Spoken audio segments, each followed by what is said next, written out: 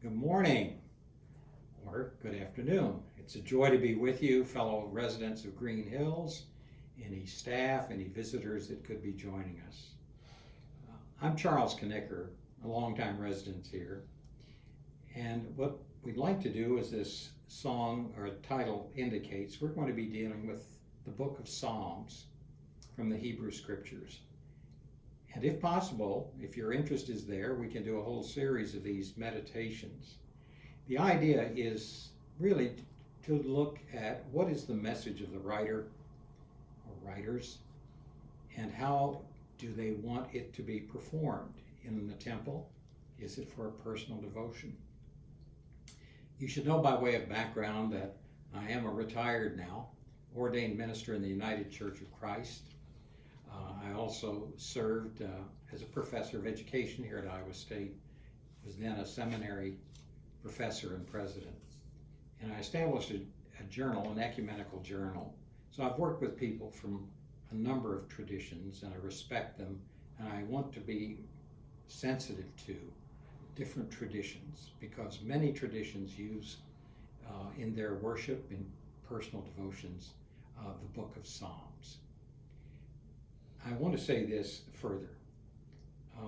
I think this book, which is often called the most beloved book in the two Testaments, speaks to what is the highest of human conditions, the lowest. It deals with us in times of sorrow and in times of great joy. And also, it can be used personally and when we're together in corporate situations. Let's begin with a prayer.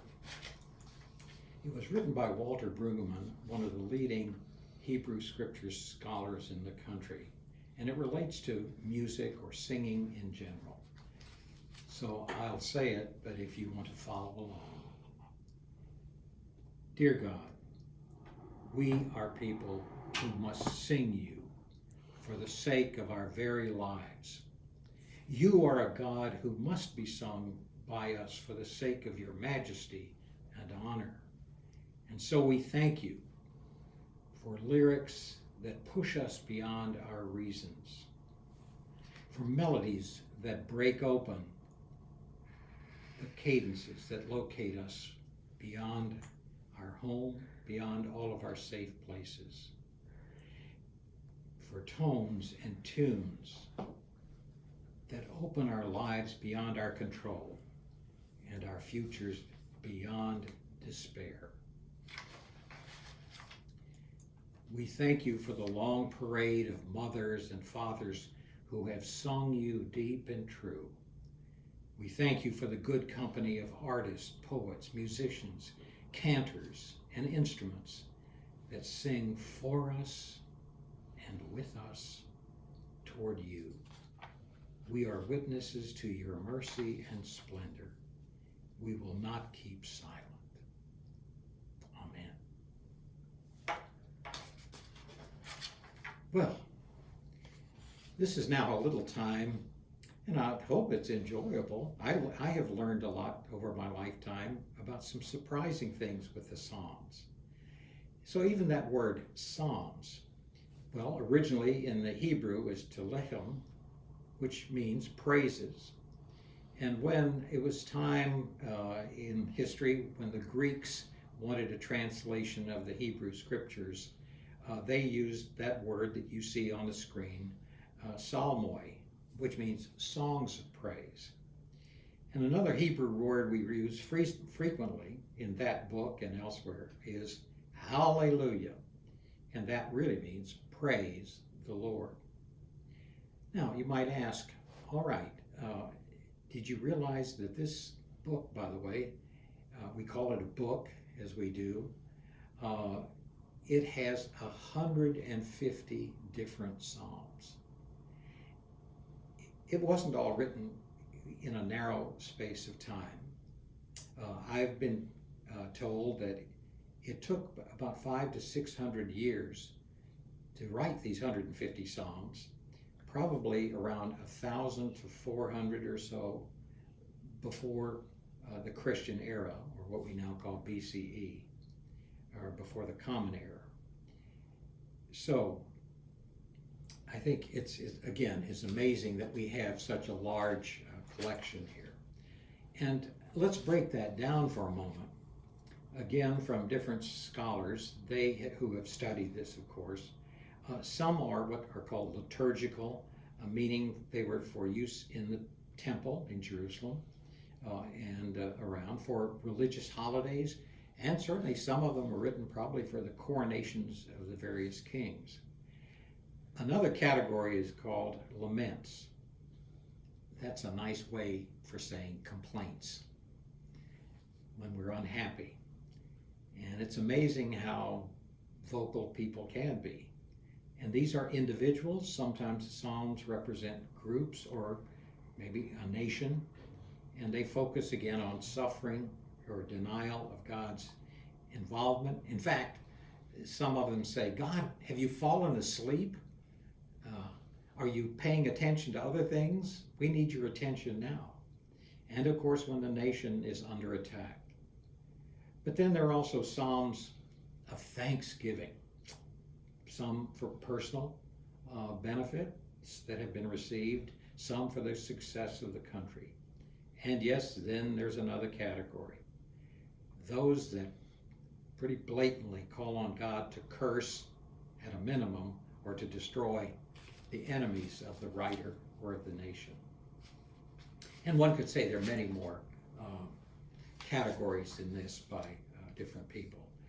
But as a whole, it might be surprising to know that, remember, this took over maybe 500 or 600 years, and it's suspected that when the editors put the final version together, they really grouped it in 5 books. And this chart gives you the breakdown. And again, historically, because they are identified with David, a number were considered written by the greatest king of Israel, namely David. And many of them are laments, as this breakdown says. But you'll notice the other categories, it seems they're written more by priests in time. And I think most scholars today say David wrote, the actual David, the historical David didn't write that many. And in fact, another point is that maybe when he was king, they were written under a royal contract, and so that's why they were given credit to him. And some think these 5 divisions kind of represent, again, the Torah, the first 5 books of the Bible: Genesis, Exodus, Leviticus, Numbers, Deuteronomy. And if you follow that right-hand column, it tells you why. And maybe to explain a word again, liturgies are the liturgies of the church. Actually, it's from another word. Liturgy really means the work of the people. So these are instructions for how to have it in the temple. And even some of the Psalms have directions for the choir master, for the choir, even for the congregation. The second word here is, we've said what laments are. And the third word is Psalms 113 to 118 are called the Great Hallel. And again, Hallel would mean praise songs. All right, and again, we're wrapping up here with this background, but I hope you found it interesting that we're dealing with this. You know, and there again are many different traditions, Greek Orthodox, and again, with the Catholic tradition, again, within Protestantism, many varieties. So even the way they're structured and the number, actually there are certain traditions that even have more than 150. But you need to know that one estimate I heard years ago was that temple, the first temple and then later the second temple, could have had as many as 3,000 to maybe even 4,000 musicians and priests. It was a huge, if you will, operation. And notice, though, it was then used as a psalm book. And over these years since they were written, there have been many descriptions of what that book means. It is the sacred bridge to God. It can be, as John Calvin put it, a mirror of our humanity. And for the Christians, it is considered the voice of the church. Well, so much. A lot of that is about the past, and you could well say, so what? So I'm here to say they are relevant for today. And again, Walter Brueggemann has written a book about for whom no secrets are hid, or from whom no secrets are hid. And if you look at this table, the first category, the category on the left, or column on the left, has 7 different categories. Aren't those problems we have dealt with? Anxiety, scarcity, greed, feeling that we are self-sufficient. How about denying certain things, despairing? And amnesia doesn't here mean a memory loss. It means forgetting our past, forgetting whom we're connected to. And then certainly, how about today, the last one, a world without norms, values. The second column tells you which Psalms, if the series goes on, I'll deal with from week to week in both categories. And I hope that will be attractive to you, that you would like to participate. And by the way, you can contact Stacy or Brett and give us your favorite Psalms, and I could work those in from time to time. And again, I'm not going to lecture. I'm sorry, maybe that's enough of that for today. But let's just say simply, what is being said?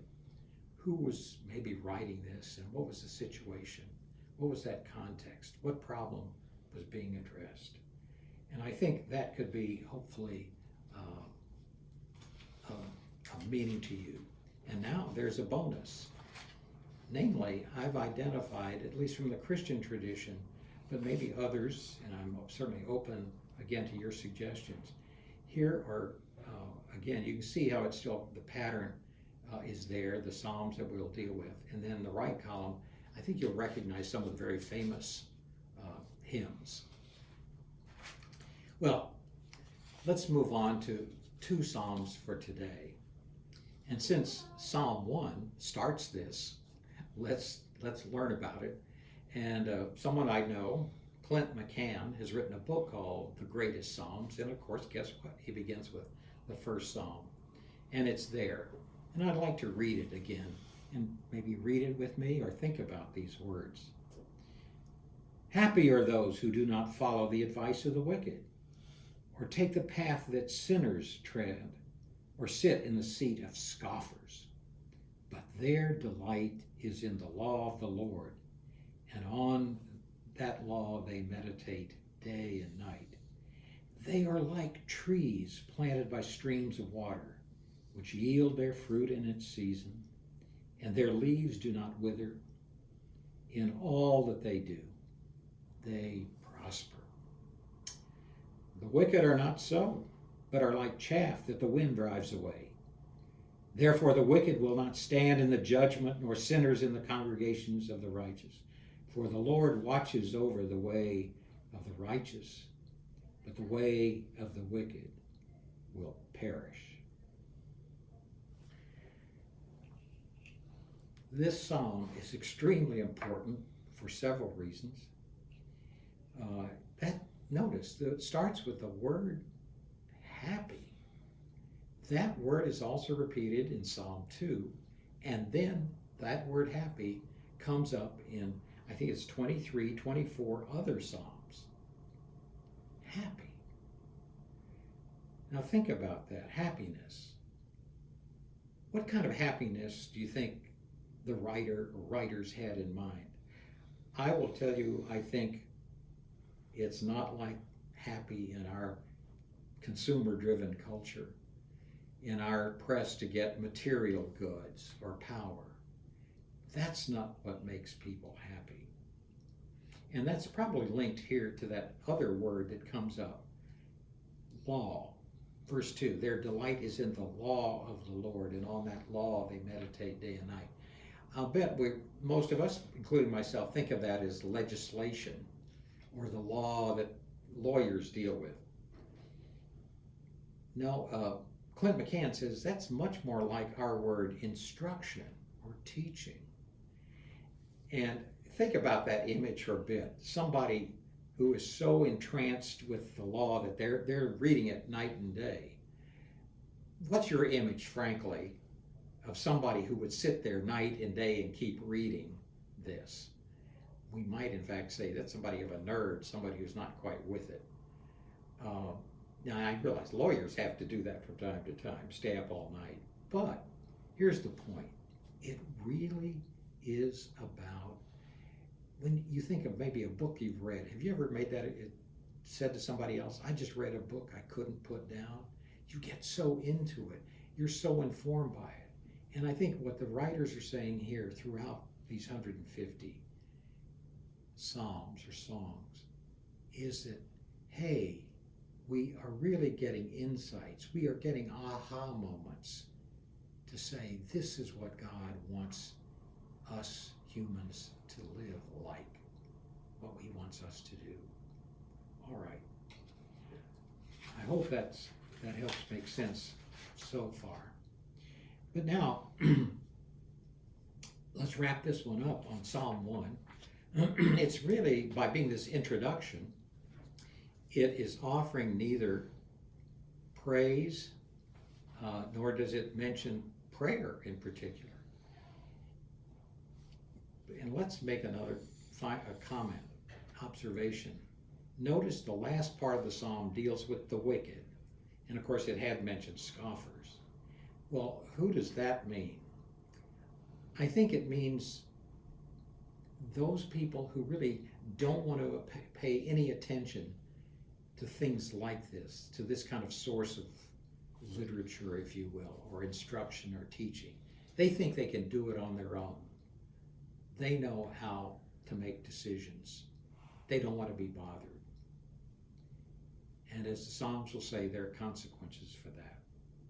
And then, of course, it ends with the righteous, those who have gotten involved, who do delight in this instruction. Again, don't think of them as people who are pious, who've never committed anything wrong, who've never made a mistake.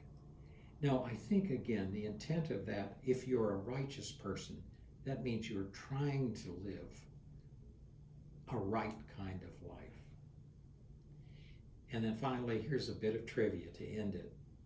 Talk about, if nothing else, cleverness. Remember, what's the first word that opens this psalm? Happy.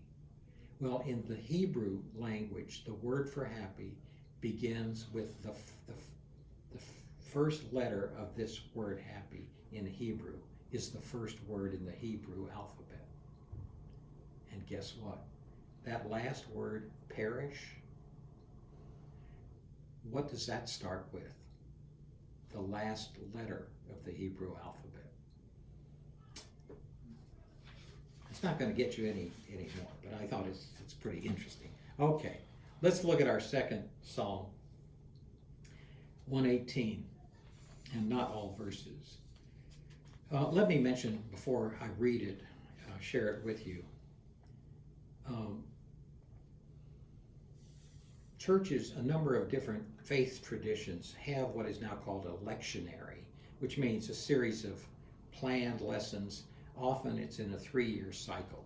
And that would include the Catholic Church, I believe the Orthodox Church, and different Protestant denominations. Again, but not everyone. And the purpose of that 3-year cycle, or even a 1-year cycle, is to say, let's look at diverse books of the Bible. Let's get an understanding of different kinds of literature, legends, and as well as these stories that come up, and the songs, meditations, and laments. Let's look at different kinds of literature. And of course that relates to the different seasons. So you have different readings for Advent and Easter and Christmas, etc. All right.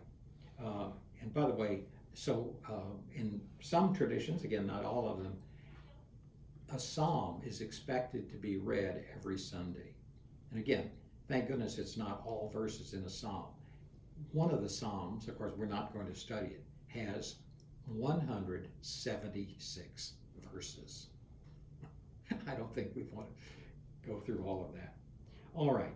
Now, in this lectionary, or the cycle of readings, for at least the Christian community this year on Sunday, Easter Sunday. Psalm 118 is the reading. And I want to mention, and we'll talk about it why, I think why it was selected. So let's read it now, and I think you might look at it. So if we read it, "Oh, give thanks to the Lord, for he is good. His steadfast love endures forever. Let Israel say, his steadfast love endures forever. The Lord is my strength and my might. He has become my salvation. There are glad songs of victory in the tents of the righteous. The right hand of the Lord does valiantly. The right hand of the Lord is exalted. The right hand of the Lord does valiantly. I shall not die, but I shall live and recount the deeds of the Lord. The Lord has punished me severely, but he did not give me over to death. Open to me the gates of righteousness, that I may enter through them and give thanks to the Lord.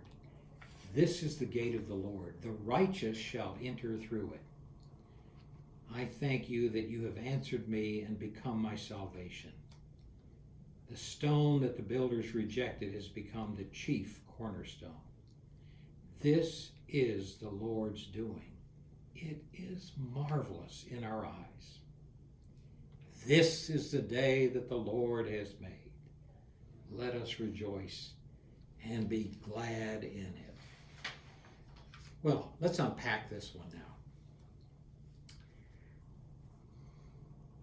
Isn't it pretty clear now that the reason this was chosen for Easter Sunday is that some of the verses speak about God overcoming death. Now, I read from the New Revised Standard Version, and so there are many other versions to read. So maybe you have a Bible that has some different words, but that Bible version has some notes, and it said this particular psalm was a thanksgiving for deliverance in battle. We don't know which particular king, but we can imagine it could have been one of the kings comes to the temple to give thanks for the successful victory in battle. Now, we didn't read in here verses 10 through 13, but I want to share those with you because it's a fascinating word image. Here's some additional words. All nations surrounded me. I cut them off. They surrounded me like bees. They blazed like a fire of thorns. I was pushed hard so that I was falling, but the Lord helped me. Think about that image. Have you ever been caught in a swarm of bees? I'm going to suggest that, what about the situation we live in today? We are surrounded by a coronavirus. We don't know when we're going to be stung. We don't know, but we have been thrown down. And we need to say, can we overcome this victory or have a victory in this battle? I think the people hearing this, the original audiences for this, might well have thought of a parallel that had happened to them about a battle or being in a tough situation. Moses and people were in slavery. They were rescued by God. And here, their righteousness, the tents of the righteous. It again doesn't refer to people who are pious or good people or obedient, but they are the people who can recall God's deeds. And so they are ready to worship. They're not congratulating themselves, or in the words of one commentator, they are exuberantly grateful. And of course, that right hand, the reference to the right hand in biblical terms means that's the hand that has power. The reference is now to death.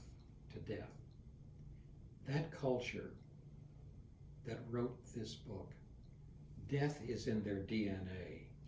They were under a lot of attacks. They had to survive again and again against great odds. And of course, then making the transition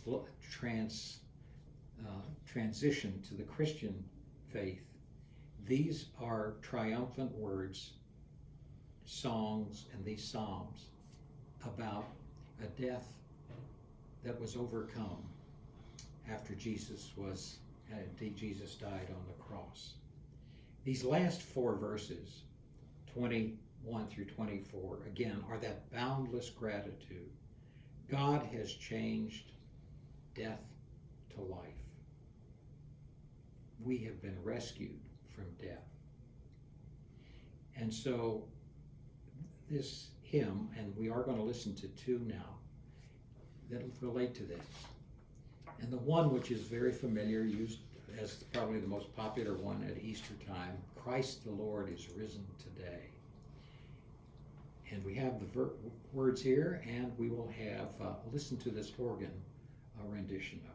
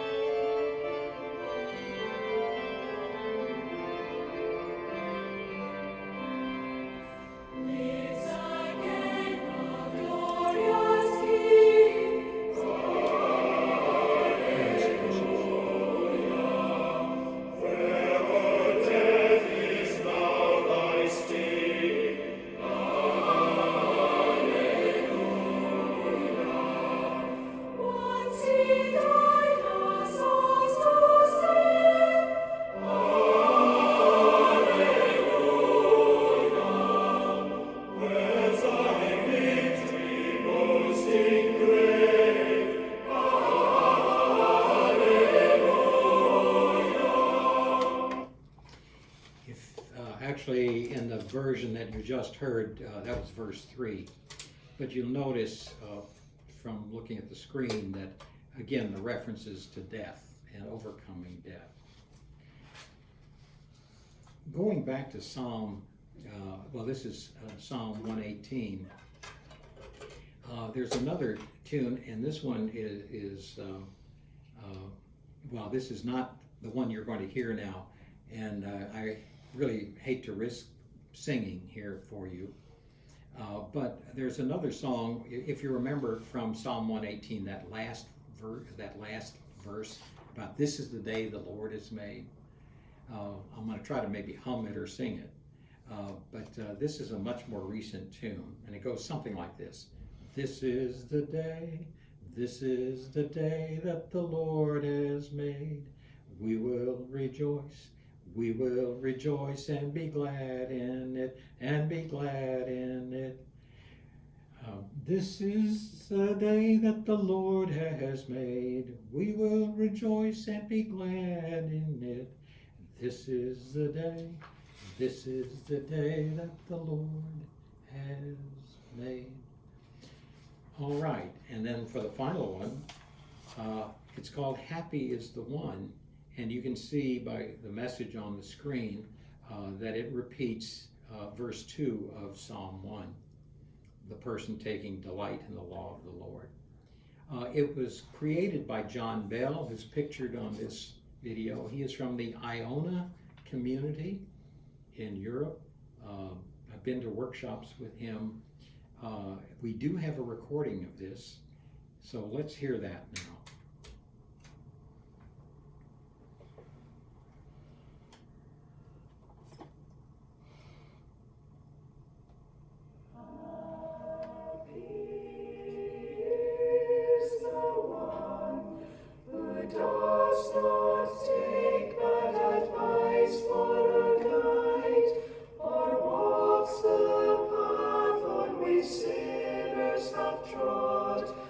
Sits where the cynics mock. Happy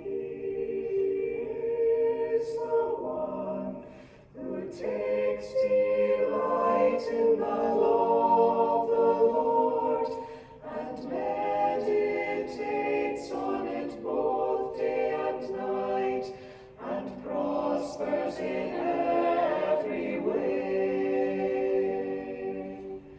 Such a one as this is like a tree by the nourishing streams, which yields its fruit when the season is right, and bears leaves that never fade. That's an interesting version of it, but it's faithful to the words. Well, let me end by saying again, as did Jerome, one of the early church fathers, the book of Psalms, and particularly this Psalm 1, is the main entrance, the main door to the mansion that is the Psalms. I hope you have found some value in this meditation. And if interested, we will continue. So thank you very much.